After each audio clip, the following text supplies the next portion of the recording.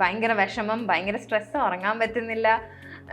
പക്ഷേ it's A part of the process. And നമ്മൾ ഒരു ടെസ്റ്റിലോ അല്ലെങ്കിൽ എന്തിനായാലും നമ്മൾ ബാക്കിൽ നമ്മൾ മാർക്ക് കുറവ്, നമുക്ക് ചെയ്യാൻ പറ്റുന്നില്ല എന്ന് തോന്നിക്കഴിഞ്ഞാൽ that is communicating to you that there is scope for improvement. നമുക്ക് ഇത്രയും കവർ ചെയ്യാനുണ്ട്, ഇത് നമുക്ക് ഏറ്റവും എഫിഷ്യൻ്റ്ലി എങ്ങനെ കവർ ചെയ്യാൻ പറ്റും എന്നുള്ളൊരു പ്ലാൻ ഉണ്ടാക്കും. And you stick to the plan, you stick to deadlines. അപ്പോൾ എനിക്ക് ബ്രിഡ്ജ് ചെയ്യേണ്ട എൻ്റെ ഗ്യാപ്പ് കണ്ടന്റ് ആയിരുന്നു. കണ്ടന്റ് എനിക്ക് തീരെ ഇല്ലായിരുന്നു. കാരണം ഞാൻ വന്ന ഉടനെ ഈ പറഞ്ഞ മാതിരി പ്രിലിംസിന് പഠിച്ച കൊണ്ട് മെയിൻസിൻ്റെ ഒരു ഡയമെൻഷൻസ്, പോയിന്റ്സ് അതൊന്നും എഴുതാൻ എനിക്ക് ശരിക്കും അതിൻ്റെ അത്രയും ഇൻഡെപ്ത് ആയിട്ടുള്ള കണ്ടന്റ് എനിക്ക് ഉണ്ടായിരുന്നില്ല. ഞാൻ ശരിക്കും എത്തിക്സ് എക്സാമിൻ്റെ തലേ ദിവസമൊക്കെ ഫുൾ ഈ എക്സാമ്പിൾസ്, ആൾക്കാരുടെ ഓഫീസേഴ്സിൻ്റെ ബെസ്റ്റ് പ്രാക്ടീസസ് എക്സാമ്പിൾസ്, പിന്നെ കോട്ട്സും തിങ്കേഴ്സും ഇതൊക്കെയാണ് ഞാൻ റിവൈസ് ചെയ്തിട്ട് പോയത്. I think one of the most important things, ഞാൻ നേരത്തെ പറഞ്ഞു എനിക്കൊരു അഡ്വാൻറ്റേജ് ഉണ്ടായിരുന്നു, അത് റൈറ്റിംഗ് ആയിരുന്നു. അപ്പോൾ ഈ writing skill I think is something that students can develop, and I think writing comes from reading. I think it worked, it gave like a perfectly suitable ecosystem to crack prelims at that time in a very short span of time.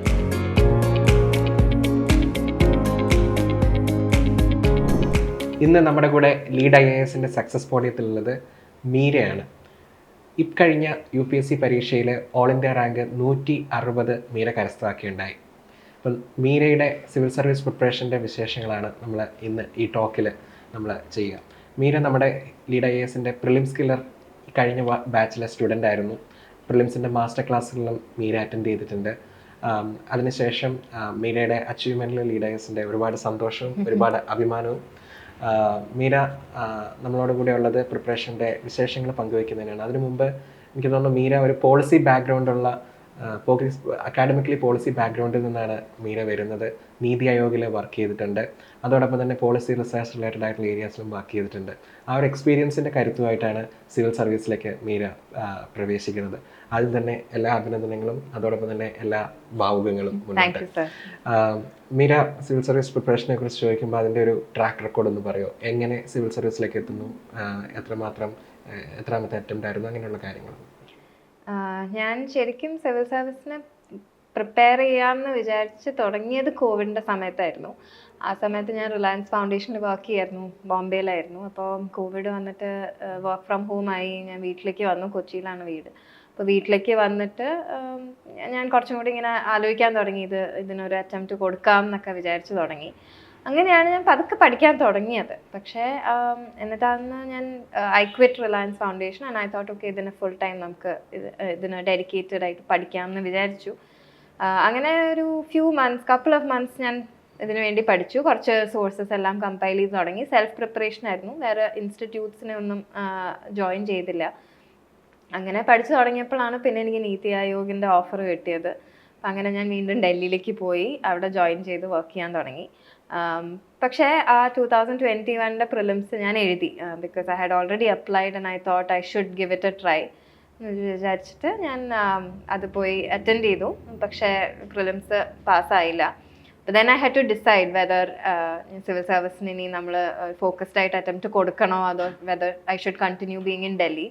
പിന്നെ അപ്പോൾ then I decided ഇനി ഒരു തവണയെങ്കിലും ഞാൻ ഇതിനൊരു dedicated and focused ആയിട്ടുള്ള attempt കൊടുത്തിട്ടില്ലെങ്കിൽ ഞാൻ പിന്നെ റിഗ്രറ്റ് ചെയ്യും എന്ന് വിചാരിച്ചിട്ടാണ് ഞാൻ നീതി ആയോഗ് ക്വിറ്റ് ചെയ്തിട്ട് 2022 ജാനുവരി മിഡായപ്പോൾ ഞാൻ ട്രിവാൻഡ്രത്തേക്ക് മൂവ് ചെയ്യുന്നത്. അങ്ങനെ ഞാൻ വന്ന ഉടനെ തന്നെ പ്രിലിംസിന് പഠിക്കാൻ തുടങ്ങി. അപ്പോൾ പിന്നെ ആണ് 2022 അറ്റംപ്റ്റ് കൊടുത്തിട്ട് പാസ്സായത്.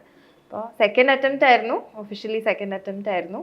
പഠിച്ചിട്ടുള്ളത് ഐ തിങ്ക് ഫസ്റ്റ് അറ്റംപ്റ്റ് തന്നെ ആയിരുന്നു എന്ന് പറഞ്ഞു. Okay.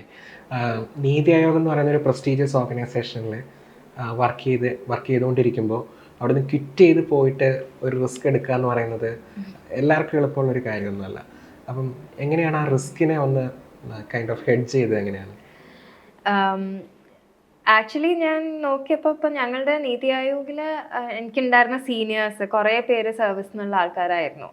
Statistical service, economic service, postal information service. ഞങ്ങളുടെ ഏറ്റവും director general was IAS officer, IAS officer. അപ്പോൾ എൻ്റെ മനസ്സിൽ ഞാൻ അവിടെ യങ് പ്രൊഫഷണലായിട്ട് കണ്ടിന്യൂ ചെയ്യുകയാണെങ്കിൽ ഞാൻ അവരിയ്ക്കുന്ന ഒരു പൊസിഷനിലേക്ക് എത്തില്ലല്ലോ എന്നുള്ള ഒരു തോട്ട് ഉണ്ടായിരുന്നു. അപ്പോൾ അവരിയ്ക്കുന്ന അത്രയും ഒരു ലീഡർഷിപ്പ് പൊസിഷനിലേക്ക് ഞാൻ റൈസ് ചെയ്യണമെങ്കിൽ എനിക്ക് സിവിൽ സർവീസ് എഴുതേണ്ടി വരും. അപ്പോൾ അങ്ങനെയാണ്. അപ്പോൾ then that choice became pretty evident for me. എനിക്ക് അല്ലെങ്കിൽ പിന്നെ ഞാനൊരു യങ് പ്രൊഫഷണൽ അല്ലെങ്കിൽ ഒരു കൺസൾട്ടൻ്റ് ആയിട്ട് തന്നെ അവിടുന്ന് ഇറങ്ങേണ്ടി വന്നേനെ. അപ്പോൾ അതുകൊണ്ടാണ് ദെൻ ഐ തിങ്ക് ക്വിറ്റ് ചെയ്ത് വരേണ്ട ഒരു choice became easier and I chose that. Another thing I'm very curious to know is that like you were already in Delhi. Delhi is considered to be the hub for civil service preparation. Then why did you decide to come to Trivandrum? കാരണം തിരുവനന്തപുരത്തിനേക്കാളും എന്തുകൊണ്ടും ആളുകളും റിസോഴ്സും ഒരുപക്ഷെ കൂടുതലുള്ളത് ഡൽഹി തന്നെ ആയിരിക്കും. എന്തുകൊണ്ടാണ് ഡൽഹിയിൽ നിന്ന് തിരുവനന്തപുരത്തേക്ക് പോകാൻ തീരുമാനിച്ചത്? ഡൽഹിയിൽ ഞാൻ പോയി നോക്കിയിരുന്നു. അവിടുത്തെ ഈ UPSC ഹബിലെല്ലാം ഞാൻ കുറേ വിസിറ്റൊക്കെ നടത്തി. അവിടുത്തെ ഒരു എൻവയൺമെൻ്റ് ഒക്കെ ഞാനൊന്ന് നോക്കി ഒബ്സർവ് ചെയ്തു. പക്ഷേ ഐ ഫെൽ ദാറ്റ് അവിടെ അത്രയും ഒരു ബിസി ആയിട്ടുള്ള ഒരു എൻവയൺമെൻറ്റിൽ എനിക്കിരുന്ന് പഠിക്കാൻ പറ്റില്ല എന്ന് എനിക്ക് ഫീൽ ചെയ്തു. അതുകൊണ്ടാണ് ഞാൻ ഞാൻ ട്രിവാൻഡ്രത്തേക്ക് മൂവ് ചെയ്തത്. പിന്നെ ഇവിടുത്തെ ഇൻസ്റ്റിറ്റ്യൂട്ട്സ് ഐ തിങ്ക് നല്ല റിസൾട്ട് ഉണ്ടായിരുന്നു. കഴിഞ്ഞ ഒരു 2-3 ഇയേഴ്സ് നോക്കുമ്പോഴത്തേക്കും ട്രിവാൻഡ്രത്തിലെ institutes are also giving out good results. പിന്നെ നമ്മുടെ നാടാണ്, അപ്പോൾ നമുക്ക് കുറച്ചും കൂടെ സമാധാനമായിട്ടിരുന്ന് പഠിക്കാൻ പറ്റും. ഫുഡും നല്ലത് കിട്ടും. നമ്മുടെ നാട്ടിൽ തന്നെ ഭക്ഷണമൊക്കെ കഴിച്ചിട്ട് പഠിക്കാമല്ലോ, സമാധാനമായിട്ടിരുന്ന് പഠിക്കാമല്ലോ എന്ന് വിചാരിച്ചിട്ടാണ് ഞാൻ ട്രിവാൻഡ്രത്തേക്ക് വന്നത്. And I think that also really helped me. കാരണം നല്ല കാമായിട്ടുള്ള ഒരു അറ്റ്മോസ്ഫിയർ ആണ്. നമ്മളെ ആരും ഡിസ്ട്രാക്ഷൻസ് ഒക്കെ ഭയങ്കര കുറവാണ്. പിന്നെ എനിക്ക് പേഴ്സണലി ഫീൽ ചെയ്യുന്നു ഇവിടെയുള്ള ഒരു competition is A very healthy competition. ഒരു പിയർ ഗ്രൂപ്പ് ആണെങ്കിലും വളരെ ഹെൽത്തി ആയിട്ടുള്ളൊരു സ്പേസ് ആണ് ഇവിടെ ഉള്ളത്. അൺലൈക്ക് ഐ തിങ്ക് ഡൽഹിയിൽ പോകുമ്പോൾ ആ competition sometimes it could get to you. അപ്പോൾ അതുകൊണ്ടാണ് ഞാൻ ട്രിവാൻഡ്രത്തേക്ക് മൂവ് ചെയ്തത്. ഓക്കെ, തിരുവനന്തപുരത്തേക്ക് എത്തി പ്രിലിംസ് പ്രിപ്പറേഷന് വേണ്ടിയിട്ടാണ് ലീഡ് IASലേക്ക് എത്തുന്നത്. അപ്പം പ്രിലിംസിൻ്റെ ഒരു പ്രിപ്പറേഷൻ സ്റ്റാർട്ട് ചെയ്യുന്നതിന് നമുക്ക് ആ പ്രിപ്പറേഷൻ ജേർണിയെ കുറിച്ച് നമുക്ക് സംസാരിക്കാം. അപ്പം പ്രിലിംസിൻ്റെ ഒരു പ്രിപ്പറേഷൻ എങ്ങനെയാണ് മോൾഡ് ചെയ്തിട്ടുണ്ടായിരുന്നത്? എന്തെല്ലാം കാര്യങ്ങൾ അവർ ചെയ്തിട്ടുണ്ടായിരുന്നത്? ലീഡിൽ വന്നിട്ട് എന്തെല്ലാം കാര്യങ്ങളാണ് യൂസ്ഫുൾ ആയിട്ട് തോന്നുന്നത്? ഞാൻ ജാനുവരി 2022 വന്നത്. ജൂണിലായിരുന്നു പ്രിലിംസ്. അപ്പം ഞാൻ വന്ന ഉടനെ തന്നെ ഞാൻ പ്രിലിംസിനാണ് പഠിക്കാൻ തുടങ്ങിയത്. കാരണം പ്രിലിംസ് എനിക്ക് എൻ്റെ ഒരു വീക്ക് പോയിന്റ് ആയിട്ടാണ് തോന്നിയത്. ഒബ്ജക്റ്റീവ് ടൈപ്പ് ക്വസ്റ്റ്യൻസ് ക്രാക്ക് ചെയ്യാൻ എനിക്ക് ജനറലി ഭയങ്കര ബുദ്ധിമുട്ടാണ്. അപ്പോൾ ഞാൻ കുറച്ചൊക്കെ റിസർച്ചൊക്കെ ചെയ്തപ്പോൾ ഈ ടെസ്റ്റുകളൊക്കെ കുറേ ചെയ്ത് കഴിഞ്ഞാൽ നമുക്ക് ഹെൽപ്ഫുൾ ആയിരിക്കും എന്ന് ഫീൽ ചെയ്തു. അപ്പോൾ അങ്ങനെ ഞാൻ ഒരു കോച്ചിങ് ഇൻസ്റ്റിറ്റ്യൂട്ടിൻ്റെ test I was already taking. അങ്ങനെയാണ് പിന്നെ ഹോസ്റ്റലിൽ എൻ്റെ ഒരു ഫ്രണ്ട് വന്നിട്ട് പറഞ്ഞത് ലീഡ് IASനെ കുറിച്ച് ഇങ്ങനെ പറഞ്ഞു, ഇങ്ങനെ റൗണ്ട് ടേബിൾ ഡിസ്കഷൻസ് ഒക്കെ ഉണ്ട്. അപ്പോൾ അത് നമുക്ക് ലോജിക്കലി ക്വസ്റ്റ്യൻസ് ഒക്കെ അവർ പറഞ്ഞു തരും. നമുക്ക് കണ്ടന്റ് അല്ല, നമുക്ക് എങ്ങനെയാണ് നമുക്ക് കുറച്ചൊന്ന് അനാലിസിസ് ഒക്കെ ചെയ്ത് പ്രീവിയസ് ഇയർ ക്വസ്റ്റ്യൻസ് ഒക്കെ നന്നായിട്ട് അനലൈസ് ചെയ്തിട്ട് നമുക്ക് എങ്ങനെ പ്രിലിംസ് ക്രാക്ക് ചെയ്യാമെന്നുള്ളൊരു ടെക്നീക്സ് ഒക്കെ അവർ കുറച്ചും കൂടി നന്നായിട്ട് എക്സ്പ്ലെയിൻ ചെയ്തു തരും എന്ന് പറഞ്ഞപ്പോഴാണ് ഞാൻ പിന്നെ ലീഡ് IASൽ ജോയിൻ ചെയ്യുന്നത്. അപ്പോൾ അങ്ങനെ ഞാൻ പ്രിലിംസ് കില്ലറിൽ ജോയിൻ ചെയ്തു, ടെസ്റ്റ് സീരീസ് ജോയിൻ ചെയ്തു, റൗണ്ട് ടേബിൾ ഡിസ്കഷൻസ് ഒക്കെ കുറച്ച് അറ്റൻഡ് ചെയ്തു. അപ്പോൾ ഐ തിങ്ക് ആ ഒരു പേഴ്സണലൈസ്ഡ് സ്പേസ് ഇവിടെ ഉണ്ടായിരുന്നത്, അതായത് ആ കുഞ്ഞു ബ്രേക്ക്ഔട്ട് ഗ്രൂപ്പ്സിലേക്ക് തിരിച്ചിട്ട് ചെയ്യുമ്പോൾ നമുക്ക് കുറച്ചും കൂടി ഒരു അറ്റൻഷൻ, അതുമാത്രമല്ല നമ്മൾ കുറച്ചും കൂടി അറ്റൻറ്റീവായിട്ട് ക്ലാസ്സസിലൊക്കെ ഇരിക്കുന്ന മാതിരി എനിക്ക് തോന്നി. അതുകൂടാതെ തന്നെ എനിക്ക് ഫുള്ളി ഫ്ലഡ്ജ് ക്ലാസ്സസിൻ്റെ ആയിരുന്നില്ല ആവശ്യം. കാരണം ഞാൻ കൂടുതലും സെൽഫായിട്ട് പഠിക്കുന്ന ഒരാളാണ്. അപ്പോൾ എനിക്ക് വേണ്ടത് ഏറ്റവും പ്രയോറിറ്റി ഏരിയാസിൽ ഫോക്കസ് ചെയ്തിട്ട് അതിനെ കൂടുതൽ വീണ്ടും റിവിഷൻ തരുന്ന എന്തെങ്കിലും ഒരു പ്രോഗ്രാം ആയിരുന്നു എനിക്ക് വേണ്ടത്.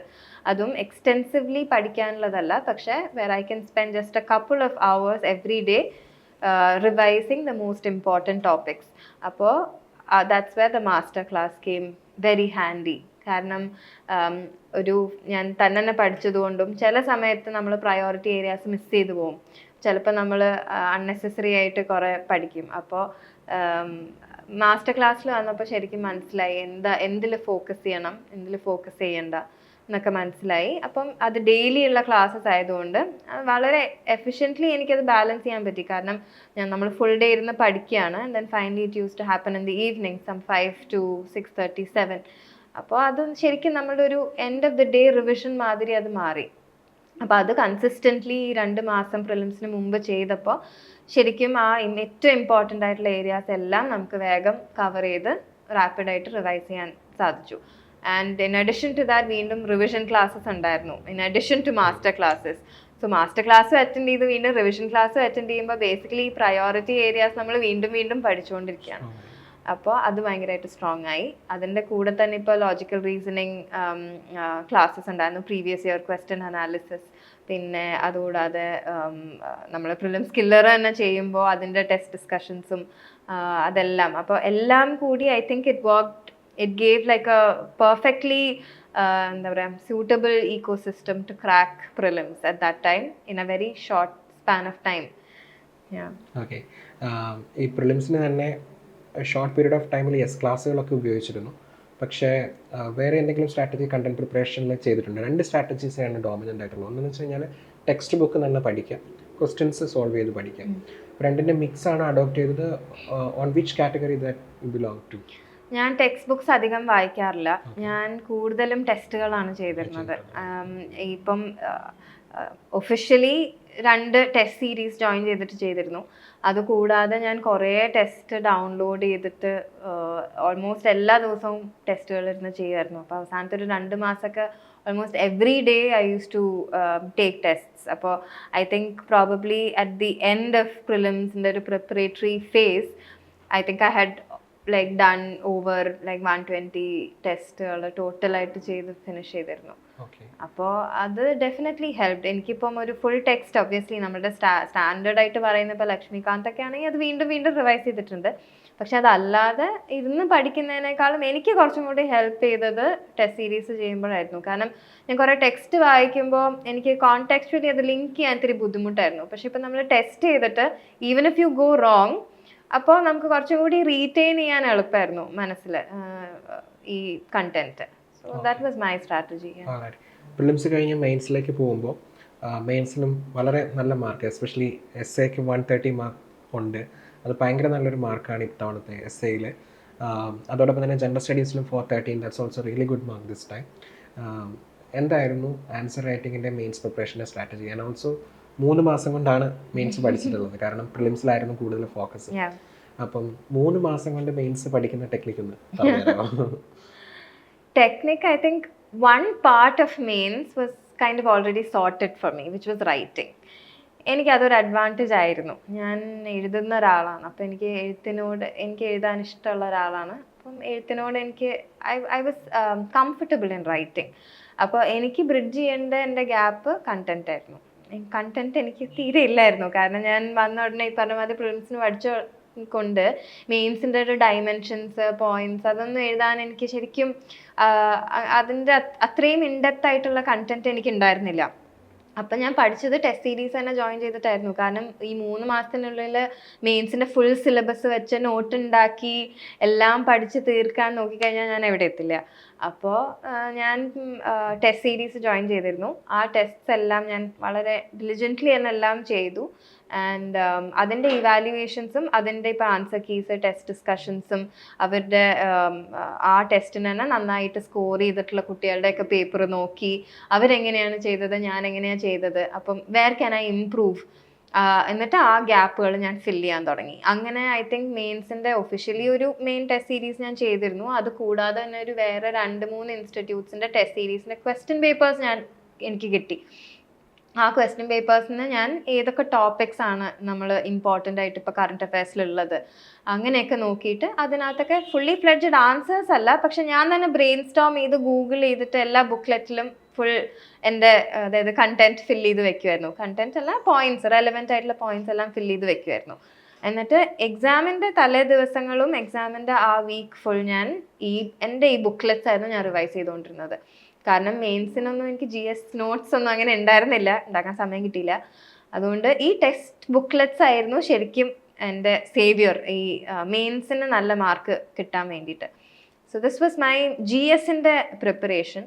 പിന്നെ ഈവൻ എത്തിക്സും എല്ലാം ഞാൻ ഇങ്ങനെ തന്നെയാണ് ചെയ്തത്. കുറേ ആൻസേഴ്സൊക്കെ ഞാൻ റീറൈറ്റ് ചെയ്യും. അതായത് എല്ലാ പോയിന്റ്സും കിട്ടിയിട്ട് എനിക്ക് ഐഡിയ, ഇപ്പം ഞാൻ എഴുതിയ എൻ്റെ ബുക്ക്ലെറ്റ് ഉണ്ടാവും. അത് കൂടാതെ ഇപ്പം എനിക്ക് ഏറ്റവും ഐഡിയൽ ആയിട്ടൊരു നല്ല ആൻസർ എന്താണെന്ന് ഫീൽ ചെയ്യുന്നത് ഈ എല്ലാ പോയിന്റ്സും കൊളേറ്റ് ചെയ്തിട്ട് ഞാനൊരു ഫെയർ ആയിട്ട് ഉണ്ടാക്കും. അപ്പോൾ ഓവർ ടൈം ഐ സ്റ്റാർട്ടഡ് എൻ്റെ മനസ്സിൽ തന്നെ ഞാൻ ഐഡിയലായിട്ട് എങ്ങനെ എഴുതും എന്നുള്ളൊരു കാര്യം എൻ്റെ മനസ്സിൽ അത് സെറ്റായി വന്നു.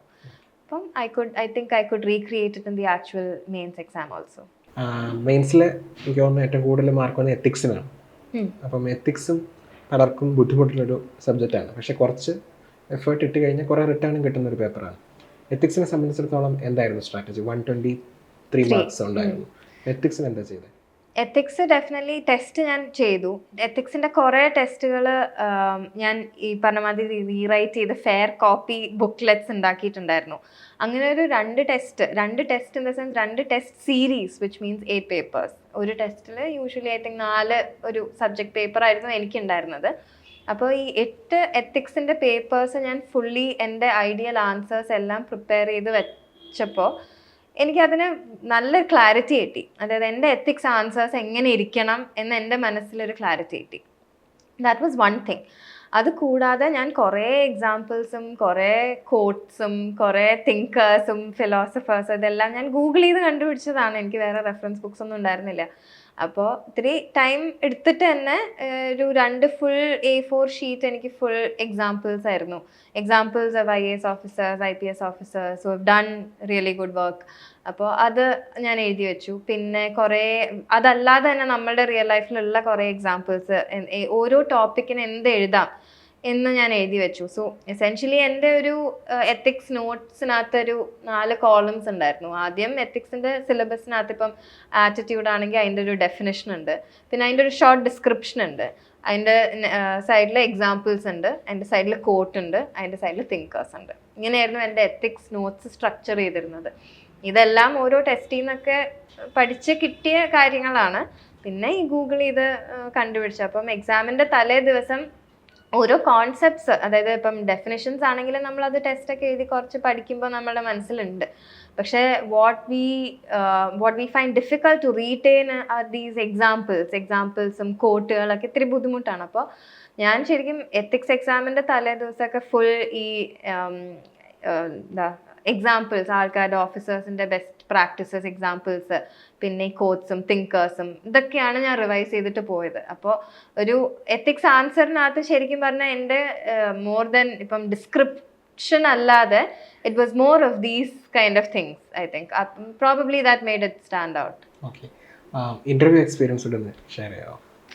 ഇൻ്റർവ്യൂവിന് ഞാൻ കുറേ പഠിച്ചിരുന്നു. ഐ തിങ്ക് പ്രോബബ്ലി ഞാൻ ഏറ്റവും കൂടുതൽ പഠിച്ചു പോയത് ഇൻ്റർവ്യൂവിനാണ്. കാരണം ഇൻ്റർവ്യൂവിൻ്റെ ആ ഒരു പ്രിപ്പറേഷൻ എനിക്ക് ഭയങ്കര എൻജോയബിൾ ആയിട്ട് തോന്നി. കാരണം നമ്മൾ പഠിക്കുകയല്ല, ഐ തിങ്ക് നമ്മൾ കുറച്ചും കൂടി forming opinions and everything. So that seemed a little bit more enjoyable and engaging. അങ്ങനെ ഞാൻ കുറേ മോക്ക് ഇൻ്റർവ്യൂസും 1-on-1 സെഷൻസ് എല്ലാം ഞാൻ എടുത്തിരുന്നു. പക്ഷേ അൺഫോർച്ചുനേറ്റ്ലി ഐ തിങ്ക് എൻ്റെ interview did not go as well as I thought it would go. I think it's a little subjective. അപ്പോൾ അവിടെ പോയപ്പോഴും എനിക്ക് അങ്ങനെ ഭയങ്കര ഒരു അവർ ഭയങ്കര ഇംപ്രസ്ഡ് ആയിരുന്നു എന്നൊന്നും എനിക്ക് ഫീൽ ചെയ്തില്ല. അപ്പോൾ അതിനും ഞാനൊരു ആവറേജ് മാർക്കൊക്കെ ആയിരുന്നു എക്സ്പെക്ട് ചെയ്യുന്നത്. പക്ഷേ I think I could not perform as much. പക്ഷേ ഡെഫിനറ്റ്ലി ഞാൻ ഇൻ്റർവ്യൂവിന് ഇട്ട് അത്രയും എഫേർട്ട് ഞാൻ വേറെ ഒന്നിനും ഇട്ടിട്ടില്ല. അപ്പോൾ അതിന് I think I was little disappointed അത്രയും മാർക്ക് ഇത്തിരി കുറഞ്ഞപ്പോൾ. പക്ഷേ I think interview phase is എനിക്കും ഞാൻ പേഴ്സണലി എന്നെക്കുറിച്ചും കൂടുതൽ മനസ്സിലാക്കിയ ഒരു ഫേസ് ആയിരുന്നു ഇൻ്റർവ്യൂ. എൻ്റെ എക്സ്പീരിയൻസിനെ കുറിച്ചും എൻ്റെ ഇപ്പോൾ ബാക്ക്ഗ്രൗണ്ടിനെ കുറിച്ചും എല്ലാം ഞാൻ കൂടുതൽ I delved deeper into it and I tried understanding more about it. So I think interview was more subjective. So probably like interview inde mains inde mark njan arnju kanyappo ende manasil thoniyathu and like what I usually tell people now is interview is more subjective. So like you have to control what you can control, which is mains. ഇപ്പം എനിക്ക് മെയിൻസിന് അത്രയും നല്ല mark ഉണ്ടായത് കൊണ്ടാണ് എനിക്ക് നല്ല rank കിട്ടിയത്. കാരണം അതല്ലാതെ ആ ഇൻ്റർവ്യൂ സ്കോർ വെച്ചിട്ട് I don't think I would have reached anywhere. So yeah, you control the things that you can control. എനിക്ക് തോന്നുന്നു ഇനി അറിയാൻ കുറച്ച് ക്യൂരിയസ് ആയിട്ടുള്ള കുറച്ച് കാര്യങ്ങൾ ഞാൻ സാധാരണ എല്ലാ ടോപ്പേഴ്സിനോടും ചോദിക്കുന്ന കാര്യങ്ങളാണ്. ഒന്ന്, പ്രിപ്പറേഷൻ തുടങ്ങുമ്പോഴും അല്ലെങ്കിൽ പ്രിപ്പറേഷൻ മുന്നോട്ട് പോകുമ്പോഴും പ്രിലിംസ് കയറുമ്പോഴൊക്കെ ഈ ഒരു 160 പോലെ ഒരു നല്ല റാങ്ക് വരുമെന്ന് മനസ്സിൽ വിചാരിച്ചിട്ടുണ്ടോ? ഇല്ല, ഞാൻ പാസ്സാവുമെന്ന് എനിക്കറിയായിരുന്നു. പക്ഷേ ഐ തോട്ട് റാങ്ക് കുറച്ച് കുറവായിരിക്കും എന്നാണ് ഞാൻ വിചാരിച്ചത്, എസ്പെഷ്യലി ഇൻ്റർവ്യൂ കഴിഞ്ഞപ്പോൾ. കാരണം ഇൻ്റർവ്യൂ കഴിഞ്ഞപ്പോൾ ഞാൻ ഇത്തിരി ഡിസപ്പോയിൻറ്റഡ് ആയിരുന്നു. അപ്പോൾ ഞാൻ കുറച്ചും കൂടി ഡൗട്ട്ഫുള്ളായി, ഇനി കയറുമോ ഇല്ലയോ, will I make it to the list എന്നൊരു കുറച്ചൊരു ഡൗട്ട്ഫുള്ളായി. കാരണം മെയിൻസിൽ ഐ തോട്ട് മെയിൻസ് കഴിഞ്ഞപ്പോൾ I was pretty happy about it. കാരണം ഞാൻ എല്ലാ പേപ്പേഴ്സും ഫിനിഷ് ചെയ്തു. പിന്നെ എല്ലാ പേപ്പേഴ്സും ഞാൻ സാറ്റിസ്ഫൈഡ് ആയിരുന്നു എഴുതി കഴിഞ്ഞപ്പോൾ. പക്ഷേ ഇൻ്റർവ്യൂ കഴിഞ്ഞപ്പോൾ ആ ഒരു സാറ്റിസ്ഫാക്ഷനൊക്കെ ഒന്ന് പോയി, കുറച്ചൊരു പേടിയായി തുടങ്ങി. അപ്പോൾ ഈവൻ ക്ലിയർ ചെയ്യുകയാണെങ്കിലും ഇൻ്റർവ്യൂവിന് മാർക്ക് കുറവായിരിക്കും. അപ്പോൾ മെയിൻസിന് അത്ര നല്ല മാർക്ക് എവിടെയെങ്കിലും പോയിട്ടുണ്ടെങ്കിൽ ഒന്നെങ്കിൽ റാങ്ക് ലോ ആയിരിക്കും, അല്ലെങ്കിൽ ലിസ്റ്റ് കയറില്ല എന്നുള്ളൊരു പേടി ഇൻ്റർവ്യൂ കഴിഞ്ഞപ്പോൾ എന്തായാലും ഉണ്ടായിരുന്നു. പക്ഷേ അതുകൊണ്ട് ഞാനിങ്ങനെ വീണ്ടും എഴുതേണ്ടി വരും എന്നുള്ളൊരു മൈൻഡ് സെറ്റിലായിരുന്നു ഇരുന്നിരുന്നത്. ഇപ്പോൾ പ്രിലിംസിനൊക്കെ അപ്ലൈ ചെയ്തു, എന്നിട്ട് അതിന് ചെറുതായി പഠിച്ചൊക്കെ തുടങ്ങിയിരുന്നു. പക്ഷെ ഐ തിങ്ക് നല്ല റാങ്ക് കിട്ടിയത് I think it honestly came as a surprise to me also. Okay, ഭാഗ്യത്തിൻ്റെ എലമെൻ്റ് അത് മാത്രമുണ്ട് ഈ പരീക്ഷയിൽ. ഐ തിങ്ക് ഇപ്പം ഇൻ്റർവ്യൂ സ്റ്റേജ് മുതൽ ബാക്കിലേക്ക് പറയുകയാണെങ്കിൽ എനിക്ക് ഇൻ്റർവ്യൂവിന് ഭാഗ്യത്തിൻ്റെ കുറച്ച് ആവശ്യമുണ്ടെന്ന് തോന്നുന്നുണ്ട്. I'm not saying this because I scored low. പക്ഷേ ഞാൻ നേരത്തെ പറഞ്ഞ മാതിരി നമ്മുടെ കൺട്രോളിലല്ല അത്. അതുകൊണ്ട് നമുക്കിപ്പം നമ്മൾ പോകുന്ന സമയം, നമുക്ക് മുമ്പ് ഉണ്ടായിരുന്ന ആള്, നമ്മൾ കഴിഞ്ഞിട്ടുള്ള ആള്, നമ്മളുടെ കിട്ടുന്ന പാനല്, നമുക്ക് എപ്പോഴാണ് കിട്ടുന്നത്. ഇപ്പം എനിക്ക് പേഴ്സണലി ഫീൽ ചെയ്തത്, എനിക്കൊരു മൺഡേ ആയിരുന്നു എൻ്റെ ഇൻ്റർവ്യൂ. മൺഡേ പാനൽ മാറുന്ന ദിവസമാണ്. അപ്പോൾ ഇപ്പോൾ ഒരു പുതിയ പാനലാവുമ്പം I think they will have their own hesitations. കുറച്ച് they will be testing the waters a little bit. അപ്പം ഐ ഫെൽറ്റ് ദാറ്റ് ഞാൻ ഇൻ്റർവ്യൂ കഴിഞ്ഞ് പുറത്തേക്ക് ഇറങ്ങിയപ്പോൾ I felt that they did not try to know me better. അപ്പോൾ അതാണ് എനിക്ക് feel ചെയ്തത്. അപ്പം ഐ തോട്ട് ദാറ്റ് അവരും ഇങ്ങനെ they are also getting use to this process, right? So maybe if I had gone on a Wednesday or a Thursday, they would have been more comfortable in asking me questions and everything. They would have been more comfortable with like themselves also. അപ്പോൾ അതൊന്നും എൻ്റെ കൺട്രോളിലുള്ള കാര്യങ്ങളല്ലല്ലോ. അപ്പോൾ I thought that ഇൻ്റർവ്യൂവിന് I think somewhere അങ്ങനെ ഒരു may be that luck factor ഇത്തിരി കൂടുതലുണ്ടെന്ന് തോന്നുന്നു. പക്ഷെ മെയിൻസിനകത്താണ് ഐ തിങ്ക് നമുക്ക് ഏറ്റവും കൂടുതൽ കൺട്രോൾ ചെയ്യാൻ പറ്റുന്ന ഒരു കാര്യം. കാരണം മെയിൻസിൽ ഐ പേഴ്സണലി ഫീൽ ദാറ്റ് കുറേ കറണ്ട് അഫയേഴ്സ് ടോപ്പിക്സ് ആയിരിക്കും വരുന്നത്. ദർ ബി സംതിങ്, ഇപ്പം ഒരു ക്വസ്റ്റ്യൻ ഉണ്ടെങ്കിൽ it will be somewhere related to, it would have come in the news at some point or the other in the last maybe 1 year. അപ്പോൾ നമ്മൾ ഇപ്പം current affairs ഭയങ്കര നന്നായിട്ട് follow ചെയ്യുന്ന ഒരാൾക്ക് I think mains is like control ചെയ്യാൻ പറ്റും. മെയിൻസിലെ luck factor ഇത്തിരി കുറവായിരിക്കും, നമ്മൾ എക്സ്പെക്ട് ചെയ്യാൻ പറ്റും കുറേ കാര്യങ്ങൾ മെയിൻസിൽ.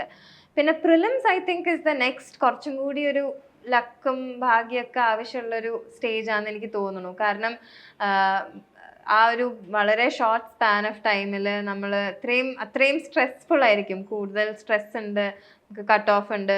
കുറേ കുട്ടികൾ ഇപ്പം ആദ്യത്തെ ടൈമായിരിക്കും പോയി എഴുതുന്നത്. അപ്പോൾ ആ ഒരു സ്ട്രെസ് മാനേജ്മെൻറ്റും എല്ലാം, അപ്പോൾ അതിന് കുറച്ചും കൂടി നമ്മളുടെ ആ ഒരു അന്നത്തെ ദിവസം എങ്ങനെയാണോ ഐ തിങ്ക് ദാറ്റ് മാറ്റേഴ്സ്. മെയിൻസിനകത്ത് ഇപ്പം നമ്മൾ ഒരാഴ്ച ഇരുന്ന് എഴുതാണല്ലോ. അപ്പോൾ ഇപ്പോൾ ഒരു ദിവസം ഒന്ന് കുറഞ്ഞാലും നമ്മൾ മറ്റേ ദിവസം അതേ ഒരു കോൺഫിഡൻസോടുകൂടെ പോയി കഴിഞ്ഞ് കഴിഞ്ഞാൽ maybe will be able to make it up. പക്ഷേ പ്രിലിംസ് ഇസ് ലൈക്ക് ഒരു 1 shot and you are in or out. അപ്പോൾ പ്രിലിംസിനും I think so probably luck factor ഏറ്റവും കൂടുതൽ interview then prelims and then mains.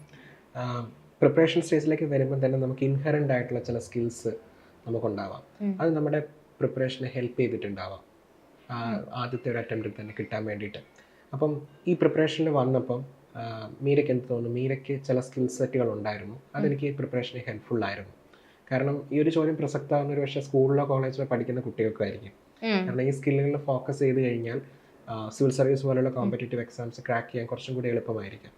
അപ്പം അങ്ങനെ എന്തെല്ലാം കഴിവുകൾ മീര ഡെവലപ്പ് ചെയ്തിട്ടുണ്ട് എന്നുള്ളതാണ് ഒരു important. I think one of the most important things, ഞാൻ നേരത്തെ പറഞ്ഞു എനിക്കൊരു അഡ്വാൻറ്റേജ് ഉണ്ടായിരുന്നു, അത് റൈറ്റിംഗ് ആയിരുന്നു. അപ്പോൾ ഈ writing skill I think is something that students can develop. And I think writing comes from reading. ഞാൻ ചെറുപ്പത്തിലേ കുറേ വായിക്കുന്നത്, ഞാൻ കുറേ വായിക്കും, ഞാൻ ഇപ്പോഴും വായിക്കും. അപ്പോൾ വായിച്ചാണ് ഞാൻ എൻ്റെ എഴുത്തും ഇമ്പ്രൂവ് ചെയ്ത് കൊണ്ടുവന്നത്. അപ്പോൾ ഈ എഴുത്തിൻ്റെ സ്കിൽ ഐ തിങ്ക് മെയിൻസിൽ ഉണ്ടെങ്കിൽ I think a lot of things will be easier. അപ്പോൾ ഇപ്പം even if I have to like give എന്താ പറയുക അഡ്വൈസ് ടു സ്റ്റുഡൻസ്, ഇപ്പം സ്കൂളിലും കോളേജിലൊക്കെ പഠിക്കുന്ന കുട്ടികളുടെ അടുത്താണെങ്കിലും ഞാൻ ഇതാ പറയാം, അതായത് റൈറ്റിംഗ് സ്കില്ലൊന്ന് ഡെവലപ്പ് ചെയ്യുക. കാരണം അതാവുമ്പോഴത്തേക്കും നമ്മൾ മെയിൻസിനകത്ത് കണ്ടന്റ് പഠിച്ചാൽ മതിയല്ലോ. പിന്നെ അത് മാത്രമല്ല, ഇപ്പം നമ്മൾ മെയിൻസിനകത്ത് ഏറ്റവും കൂടുതൽ സ്കോർ ചെയ്യാൻ പറ്റുന്ന സബ്ജക്ട്സ്, ഇപ്പം എസ്സേ അല്ലെങ്കിൽ എത്തിക്സ്, ഇതിനകത്തെല്ലാം ആ റൈറ്റിങ്ങും ആ language I think is very important. അപ്പോൾ അത് നമ്മൾ, and writing doesn't come in a day. neither does it come in like 2 months. It comes over time. കുറേ നാൾ കഴിയുമ്പോഴാണ് ഏറ്റവും നല്ല റൈറ്റേഴ്സിന് വരെ they are never satisfied with what they've written. അപ്പോൾ ആ ഒരു സ്കില്ല് ഡെവലപ്പ് ചെയ്യുന്നത് I think is very important. അതെന്നെ ഭയങ്കരമായിട്ട് ഹെൽപ്പ് ചെയ്തു. അതുകൊണ്ട് എൻ്റെ ആൻസേഴ്സിൻ്റെ എനിക്കറിയായിരുന്നു കണ്ടന്റ് ഇല്ലെങ്കിലും കുറച്ച് സുഖമുണ്ട് വായിക്കാനത്. എനിക്ക് തന്നെ എൻ്റെ ആൻസേഴ്സ് വായിക്കുമ്പോഴത്തേക്കും തോന്നുമായിരുന്നു. സോ ഐ തിങ്ക് ആ ഒരു skill is important to develop. അതോടൊപ്പം തന്നെ പ്രൊഫഷണൽ എക്സ്പീരിയൻസ് എത്രമാത്രം ഹെൽപ്പ് ചെയ്തിട്ടുണ്ട്? Definitely a lot. കാരണം എനിക്ക് തോന്നുന്നില്ല ഞാൻ എൻ്റെ പ്രൊഫഷണൽ എക്സ്പീരിയൻസ് ഇല്ലായിരുന്നെങ്കിൽ എനിക്ക് ഇത്രയും വേഗം ഇത് പാസ്സാവാൻ പറ്റുമെന്ന് എനിക്ക് തോന്നുന്നില്ല. ബിക്കോസ് അത് പഠിത്തത്തിലും നമ്മുടെ കണ്ടന്റിലും മാത്രമൊന്നുമല്ല, പക്ഷെ നമ്മളുടെ ജനറൽ നമ്മൾ എങ്ങനെയാണ് ഈ എക്സാമിനെ നേരിടുന്നത്. നമ്മൾ we work with deadlines. നമ്മളിപ്പോൾ ഒരു ഓഫീസിലായിരിക്കുമ്പോൾ you have presentations, you have to finish എന്താ പറയുക ഒരു work within specified time, right? അപ്പം ആ ഒരു സെയിം നമ്മളുടെ ഒരു ക്യാരക്ടറിസ്റ്റിക്സ് നമ്മളുടെ പ്രിപ്പറേഷനിലേക്കും പതുക്കെ വരും. നമ്മളൊരു കാര്യം ഡിസൈഡ് ചെയ്താൽ നമ്മളത് ചെയ്യും. നമുക്കൊരു കാര്യം, അതായത് നമ്മൾ ചിലപ്പം വർക്കിൽ നമ്മളൊരു മാനേജർക്ക് സബ്മിറ്റ് ചെയ്യുന്നതായിരിക്കും, പക്ഷേ ഇത് കൺസിഡർ ഇട്ട് ഒരു മെയിൻസ് ആൻസർ എഴുതി ഇവാലുവേറ്റർക്ക് കൊടുക്കുന്നതായിരിക്കും. ആ ഒരു ഡിഫറൻസാണ്. പക്ഷെ എന്നാലും നമ്മളുടെ പ്ലാനിങ്ങിൽ ഹെൽപ്പ് ചെയ്യും. Strategising in a work atmosphere obviously like 90% of your time goes in strategising. അപ്പോൾ അത് നമ്മുടെ എക്സാം പ്രെപ്പിലും ഒബ്വിയസ്ലി ഹെൽപ്പ് ചെയ്യും. നമുക്ക് ഇത്രയും കവർ ചെയ്യാനുണ്ട്, ഇത് നമുക്ക് ഏറ്റവും എഫിഷ്യൻ്റ്ലി എങ്ങനെ കവർ ചെയ്യാൻ പറ്റും എന്നുള്ളൊരു പ്ലാൻ ഉണ്ടാക്കും. And you stick to the plan, you stick to deadlines, അങ്ങനെ. അപ്പം ആ പ്രിപ്പറേഷനിൽ ഡെഫിനറ്റ്ലി അത്. പക്ഷെ അത് കൂടാതെ തന്നെ ഇപ്പോൾ ഞാനൊരു ഫെലോഷിപ്പ് ചെയ്തിരുന്നു ഡൽഹിയിൽ, മെമ്പർ ഓഫ് പാർലമെൻറ്റിൻ്റെ കൂടെ ആയിരുന്നു. അപ്പോൾ എനിക്ക് പാർലമെൻറ്റിനെ കുറിച്ച് ഞാൻ കുറേ പഠിച്ചു ആ സമയത്ത്. ഇലക്ഷൻസിനെ കുറിച്ച് കുറേ പഠിച്ചു, എം പിമാരെ കുറിച്ച് കുറേ പഠിച്ചു. പിന്നെ നീതി ആയോഗിലാണെങ്കിലും ഞങ്ങളുടെ കുറേ പ്രോജക്ട്സ് ഉണ്ട്. ഞാൻ 2 മിനിസ്ട്രീസ് ഹാൻഡിൽ ചെയ്തിരുന്നു നീതി ആയോഗിൽ. ആ മിനിസ്ട്രീസിൻ്റെ സ്കീമുകളെ കുറിച്ചെല്ലാം എനിക്കറിയാം. അതുമാത്രമല്ല, നമ്മൾ വേറെ മിനിസ്ട്രീസിൻ്റെയും കുറേ ഓഫീസേഴ്സായിട്ട് അല്ലെങ്കിൽ നമ്മുടെ പിയേഴ്സ് ഉണ്ട്, നമ്മുടെ കൊളീഗ്സ് ഉണ്ട്, അവർ പറയുന്ന ഓരോ സ്കീമുകളുടെ കാര്യം. അപ്പോൾ അങ്ങനെ over the years I think very organically ഞാൻ കുറേ കാര്യങ്ങൾ പഠിച്ചിരുന്നു. അതെല്ലാം എനിക്ക് പേപ്പറിലേക്കും എഴുതാൻ പറ്റിയെന്നാണ് എൻ്റെ ഒരു വിശ്വാസം. So definitely these things really help the lot.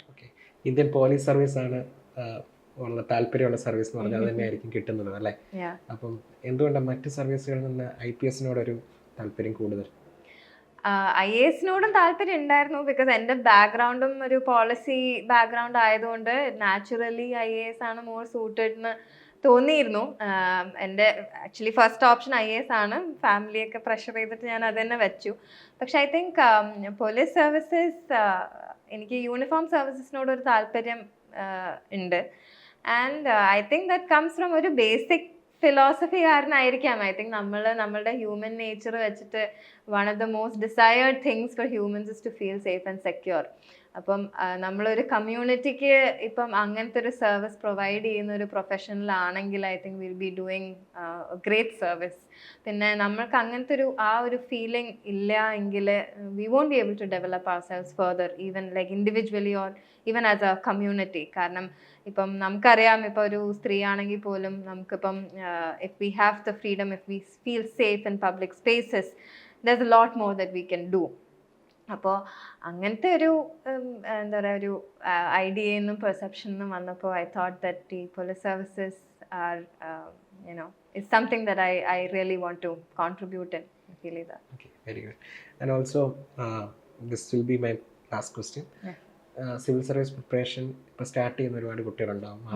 June മാസമാണ് കൂടുതലും ഒരു അക്കാഡമിക് കലണ്ടർ സ്റ്റാർട്ട് ചെയ്യുന്നത്. ഇപ്പോൾ പ്രിപ്പറേഷൻ സ്റ്റാർട്ട് ചെയ്യുന്ന കുട്ടികളോട് എന്ത് അഡ്വൈസ് ആയിരിക്കും ഉണ്ടാവും?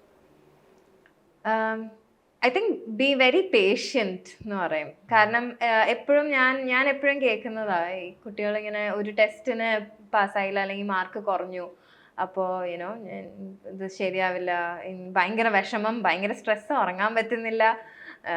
പക്ഷേ it's A part of the process. And നമ്മൾ ഒരു ടെസ്റ്റിലോ അല്ലെങ്കിൽ എന്തിനായാലും നമ്മൾ ബാക്കിൽ നമ്മൾ മാർക്ക് കുറവ്, നമുക്ക് ചെയ്യാൻ പറ്റുന്നില്ല എന്ന് തോന്നിക്കഴിഞ്ഞാൽ that is communicating to you that there is scope for improvement. അങ്ങനെയാണ് നമ്മൾ ഇംപ്രൂവ് ചെയ്യുന്നത്. നമ്മൾ എപ്പോഴും ഒരു ബിഗിനറിന് ആദ്യം ഒന്നും അറിയില്ലല്ലോ, അപ്പം അത് പതുക്കെ അത് you will get there, but eventually you will get there. So they have to trust the process and they have to give it time. പിന്നെ നമ്മൾ ഒരു കാര്യം ഡിസൈഡ് ചെയ്താൽ അത് ഡിസൈഡ് ചെയ്തായിട്ടിരിക്കണം. അതൊന്നും ഇങ്ങനെ നമ്മൾ വേവർ ചെയ്യാൻ പാടില്ല. അത് ഭയങ്കര ഇമ്പോർട്ടൻ്റ് ആണെന്ന് തോന്നുന്നു. നമ്മൾ ഈ പ്രിപ്പറേഷൻ ടൈമിൽ നമ്മളെ കുറേ ക്വസ്റ്റ്യൻ ചെയ്യുമല്ലോ. പക്ഷേ നമ്മൾ ഇതൊരു ട്രയൽ ആൻഡ് എറർ ആണ്. നമുക്ക് ചിലത് something works for us, something does not work for us. പക്ഷെ എന്നാലും you have to trust this process. You have to trust the steps that you are taking. If I think like you have mentors, if you have faculty helping you, you have to trust their expertise also. They are speaking from, a position of experience. Appam our trust is very important, and then slow and steady, I think, and consistent effort. Okay. എന്ത് തന്നെയായാലും മുന്നോട്ടുള്ള ഒരു കരിയറിൽ, കാരണം എനിക്കതൊരു തുടക്കം മാത്രമാണല്ലോ ഒരു exam പരീക്ഷ പാസ്സാവുന്നുള്ളത്. പക്ഷേ there are bigger challenges, and the country is waiting for the service of US, and all the very best. Thank you, sir. Thank you.